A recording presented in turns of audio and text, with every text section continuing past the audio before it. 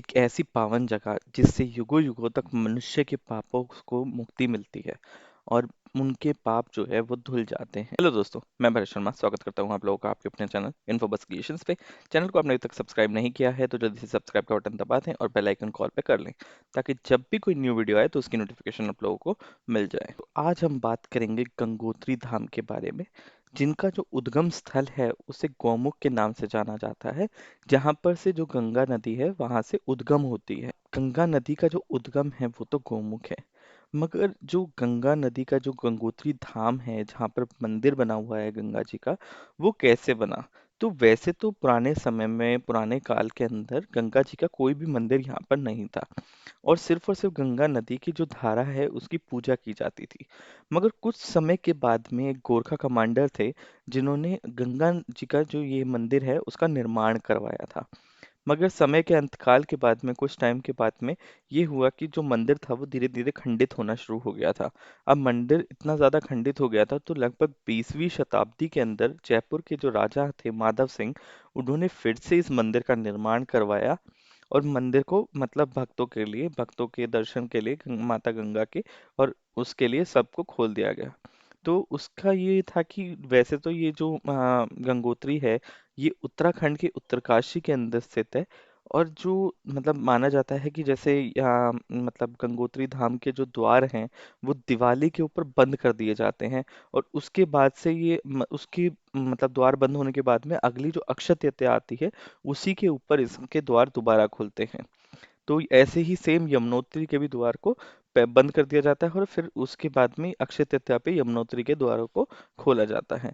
अब शरद ऋतु के अंदर ये जब मतलब जो गंगोत्री माता है, जो गंगोत्री के अगर आप किसी को दर्शन करने हैं गंगा नदी के, तो गंगा जी के, गंगा माता के दर्शन करने के लिए एक पास में ही मुकबा गांव है। मुकबा गांव में माता गंगा की मतलब जो है पूजा की जाती है, माता गंगा के दर्शन किए जाते हैं। यहाँ से कुछ 15 एक किलोमीटर पे होगा और उसी के पास में ही एक गंगनानी नाम का कस्बा भी है, जहाँ पर आपको एक तालाब मिलेगा जो मतलब गंगू मतलब गंगा जी है जो वहाँ पर, वो इतनी ज़्यादा वहाँ पर गर्म पानी रहता है। वैसे तो किसी को उसका स्रोत नहीं पता बट वहाँ पर बहुत ज़्यादा गर्म पानी रहता है उसका। और ये भी है कि ये कम से कम गंगोत्री से कुछ 50 किलोमीटर के ऊपर ये पड़ता है गंगोत्री से। और वहाँ बिल्कुल आपको जैसे होगा कि उद्गम ही उसका गर्म पानी ही रहता है बट किसी को उसका स्रोत आज तक नहीं पता है। अब ये तो माता गंगा का एक चमत्कार ही माना जा सकता है।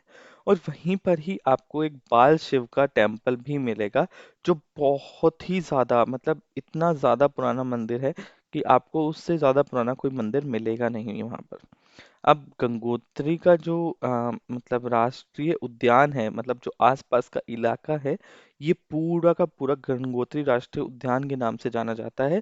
और यहाँ पर ये पूरे पूरे आपको बहुत हरे हरे बड़े पेड़ मिलेंगे और पूरा का पूरा एरिया बिल्कुल बॉर्डर तक ये पूरा कवर हो जाता है। यहाँ पर आसपास में आपको ज्ञानेश्वर मंदिर और भी कई सारे मंदिरों के आप दर्शन भी कर सकते हैं।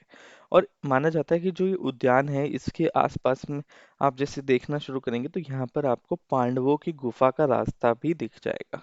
वैसे तो हिंदुओं में जो गंगा नदी है उसको ऊपर माना जाता है कि नदियों में जो नदी है वो गंगा नदी कहलाती है, क्योंकि इसके अंदर सबसे पवित्र माना जाता है और इसकी पूजा की जाती है।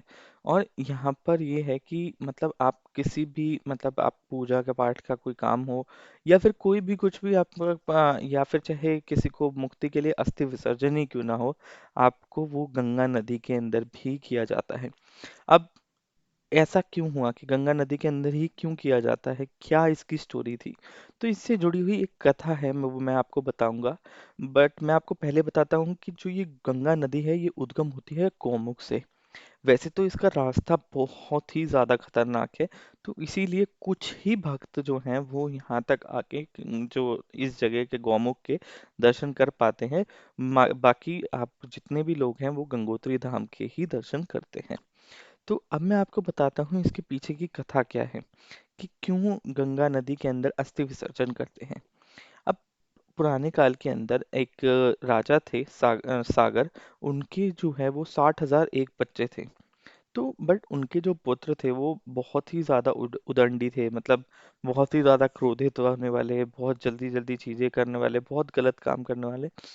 तो ये इससे भी राजा बहुत परेशान रहते थे। तो एक दिन नारायण आए, नारायण ने उन राजा को ये सलाह दी कि आप अश्वमेध अश्वमेध यज्ञ कराएं और उसके बाद में आपके जो पुत्र हैं वो थोड़ा सा ठीक हो जाएंगे, उनकी बुद्धि के ऊपर फर्क पड़ेगा। अब उन्होंने यज्ञ कराना शुरू किया तो यज्ञ से उनको थोड़ा सा फल मिलने लगा, उनके पुत्रों में सद्भावना आने लगी।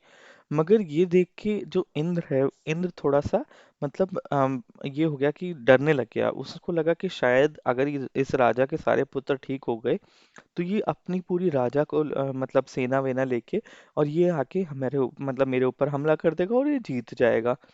तो उसने क्या किया, जो घोड़ा था, जो जिसको मतलब भगवान विष्णु का रूप माना जा रहा था, तो वो उसने जाके कपिला मुनि के वहां पर आश्रम में छोड़ दिया।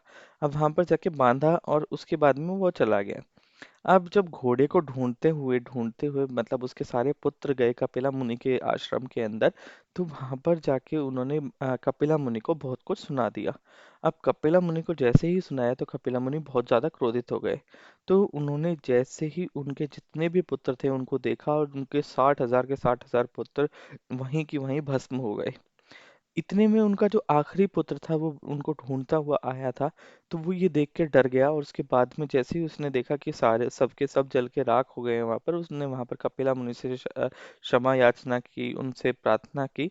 फिर जब कपिला मुनि शांत हुए तो उन्होंने बोला कि जो आगे संतानें होंगी, आपकी जो आगे पीढ़ियां होंगी, उसके अंदर एक भागीरथ नाम के मतलब पुत्र होंगे आपके। और उस वो ही ऐसे होंगे जो मतलब यहाँ पर आके माता गंगा को बुलाएंगे और आपके इनके जितने भी आपके जो भाई हैं उनको यहाँ से, यहाँ का जैसे ही गंगा नदी का जो गंगा जी का पानी यहाँ से जैसे ही छुएगा इस जगह को, आपके सब भाइयों को मुक्ति मिल जाएगी।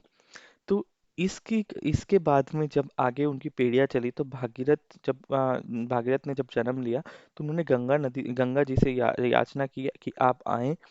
मगर जब गंगा जी ने बोला कि जैसे ही मेरा वेग जो है वो धरती के ऊपर पड़ेगा तो वो सीधा पड़ते ही धरती नष्ट हो जाएगी और वो सीधा पाताल में चले जाएंगे। तो फिर उन्होंने बोला कि मेरा वेग सहन करने के लिए सिर्फ और सिर्फ एक ही है, वो है महादेव, आप उनसे प्रार्थना करें। फिर भागीरथ ने जब महादेव से प्रार्थना की, उनकी तपस्या की, तो उनकी तपस्या के बाद में जब महादेव उनसे खुश हुए तो उन्होंने गंगा जी को अपनी जटाओं में लिया और एक जटा को खोल के उनको मतलब धरती के ऊपर उतारा। तो उसी जगह को, ये जो उद्गम स्थल है वो है गोमुख। यहीं से गंगा नदी यहाँ से उद्गम होती है और वहीं से ही गंगा नदी का जो आगे निकलती है। और माना जाता है कि जो यहाँ से गंगोत्री तक कहते हैं कि जो मतलब नदी है उसे भागीरथी के नाम से भी जाना जाता है, देवप्रयाग तक की गंगा नदी को। तो गोमुख से देवप्रयाग तक भागीरथी के नाम से जानी जाती है। उसके बाद में गंगा नदी जो है वो 5 दिशाओं में अलग अलग चली जाती है। तो ये भी एक बड़ी चीज है जो गंगा नदी के साथ में जुड़ी हुई है। उसके बाद में जब भगवान शिव ने गंगा नदी को धरती पे उतारा तो उनका जो वेग था वो बहुत ज्यादा नहीं था, उन्हें एक समान रूप से उन्होंने गंगा नदी को आगे उस धरती के ऊपर भेज दिया। तो तभी से ही उनकी गंगा जी की पूजा की जाती है। और लोग बाग बहुत ज्यादा, मतलब गंगोत्री धाम एक तरह से सबसे ज्यादा पावन धाम माना जाता है, 4 धामों में से एक होता है। और लोग बाग यहाँ पर जरूर जाते हैं ताकि उनको मोक्ष की प्राप्ति हो। तो दोस्तों आशा करता हूँ वीडियो आप लोगों को पसंद आया होगा। वीडियो पसंद आया हो तो लाइक करें, शेयर करें अपने दोस्तों के साथ में। आज की वीडियो में इतना ही। धन्यवाद।